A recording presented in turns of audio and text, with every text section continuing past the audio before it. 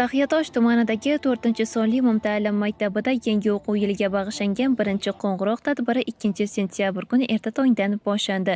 O'zbekiston va Qoraqalpog'iston Respublikalari davlat madhiyalari bilan boshlangan tadbir Vatan uchun, millat uchun, xalq uchun shiori ostida o'tkazildi. Tadbirda so'zga chiqqan Shimoliy g'arbiy harbiy okrug qo'mondoni o'rinbosari, Taxiatosh harbiy qism komandiri, tuman prokurori va tuman mudofaa ishlari bo'limi boshlig'i barchani mustaqilligimizning 34 yilligi bilan tabriklab, yoshlarga o'zlarining ezgu tilaklarini bildirishdi. Ta'kidlanganidek, bu yil maktab eshiklari faqatgina ilm-ma'rifat o'chog'i sifatida emas, balki yosh avlodni harbiy vatanparvarlik ruhida tarbiyalashdek oliy va sharafli maqsad bilan ham ochilmoqda. Maktab bazasida Jasorat maktabi tashkil qilinib, unga 5-sinfdan boshlab jismoniy va aqliy sinovlar asosida 26 nafar o'quvchi qabul qilindi.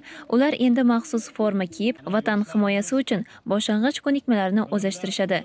Mudofaa vazirligi tashabbusi bilan prezident qaroriga muvofiq respublikamizdagi barcha shahar va tumanlarda bittadan Jasorat maktablari tashkil etilmoqda. Bu maktablarda yoshlarga nafaqat nazariy bilimlar, balki harbiy sport ko'nikmalari, vatanga sadoqat va mardlik ruhida tarbiyalash maqsad qilingan. Darslar malakali harbiy mutaxassislar tomonidan olib boriladi.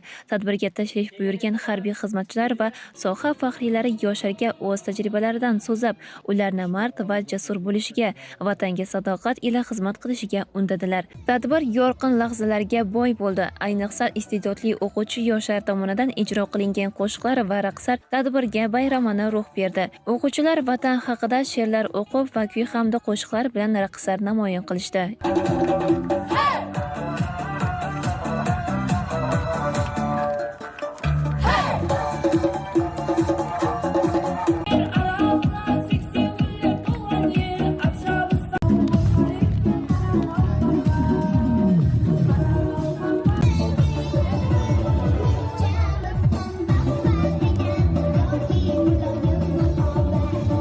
Vatan uchun, millat uchun, xalq uchun shiori ostida o'tkazilgan bayramona tadbir ta'lim dargohiga ilk qadam qo'ygan bolajonlarga 12 turdagi o'quv qurollari, maktab sumkasi, darsliklar majmuasidan iborat prezident sovg'alari topshirildi. Shundan so'ng qo'ng'iroq chalindi va sinflarda darslar boshlandi. O'quvchilarga kelajak darsi o'tildi. Ixtisoslashtirilgan sinfda Jasorat darslari o'tildi. Jasorat darslarida Shimoliy g'arbiy harbiy okrug qo'mondoni o'rinbosari, tumanda joylashgan harbiy qism komandiri va tuman mudofaa ishlari bo'limi boshlig'i kabi faxriy mehmonlar ishtirok etib, yoshlarga tinchlikning inson hayotidagi o'rni va qadriga yetish, vatan himoyasi yuksak burch ekanligi va unga sadoqat bilan xizmat qilish zarurligi haqida saboq berdilar. Opalarimiz bo'lsa, hammasi yaxshi o'qishlarga kirsa, ota-onamiz xursand bo'ladi, to'g'rimi? Armiya o'yinlari musobaqalarida mana shu akalar yaxshi qatnashib, vatanni himoya qilib, mana shunaqangi medallar olgan.